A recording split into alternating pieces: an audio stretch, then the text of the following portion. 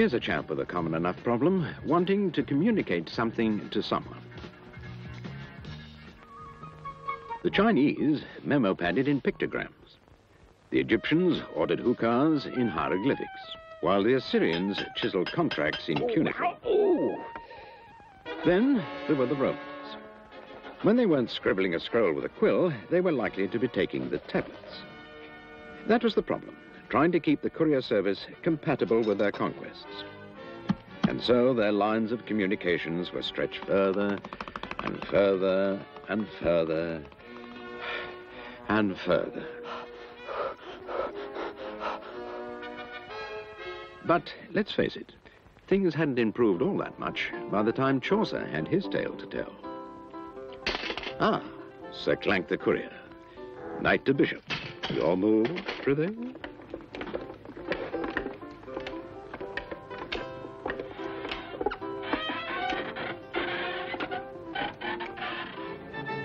Popping in on Samuel Pepys, we find that the business of communicating by letter was getting a little more organized. The addresses were certainly more, well, precise, even if the delivery charges were less so. Close by the sign of the Black Bull. The Black Bull. Ah, I do know you well, sir. What shall we do with a drunken sailor early in the morning?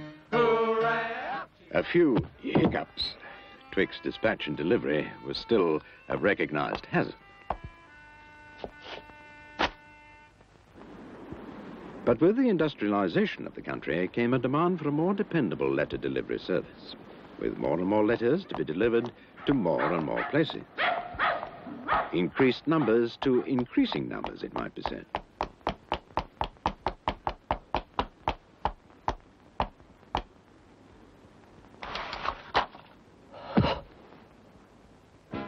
Came the mechanical age, and with it, maintenance problems to vex the bewildered consumer. But manufacturers quickly simplified matters for both dealer and customer by identifying spare parts with code numbers.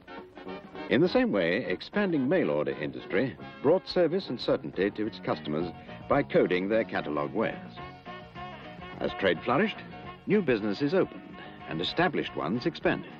So the demands on the postal service grew and grew. Reference your order, Item J, KP 1250. The business world proved the effectiveness of codes in commercial communication.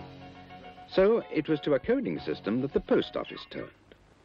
Postcodes, the key to fast, mechanized letter sorting. The postcode system begins by first dividing the entire country into 120 areas, code areas. Each area is allotted an identifying code letter, or letters. For example, the Sheffield code area is given S. In turn, each code area is broken down into postcode districts. And every district is allocated an identifying number. For example, this one is 7. Next, a further subdivision splits the district itself into sectors, like so. Finally, each sector gets segmented down to pinpoint a street, or even a part of it. In some cases, actually identifying a specific business or factory, such as this one, postcode S71EW. Now let's see how we all benefit from them. Whoops, it looks as if our friend Fred here is going to be sending off for a replacement What did I say? And using the postcode too. Very good, Fred. Pop it into the nearest pillar box, and Fred's order is on its way from, let's say, Bristol. When it arrives at the mechanized letter office, it is segregated from packets, and then faced and the stamp cancelled. Next, the written postcodes are translated by skilled operators into luminescent little dots on the envelopes. This is the language the machines are programmed to read. Instructed by the dots, the machines sort the letters into their destinations, including, of course, those destined for Sheffield, like Fred's order. Bagged up and speeded directly to the Sheffield Mechanized Letter Office, MLO for short, the letters go straight into the Sheffield sorting machines. No additional coding needed here. The original luminescent dots are enough for the machines to sort them right down to the delivery postman, where it is arranged in delivery order. And that's how postcodes are helping the post office to contain its costs and maintain its service.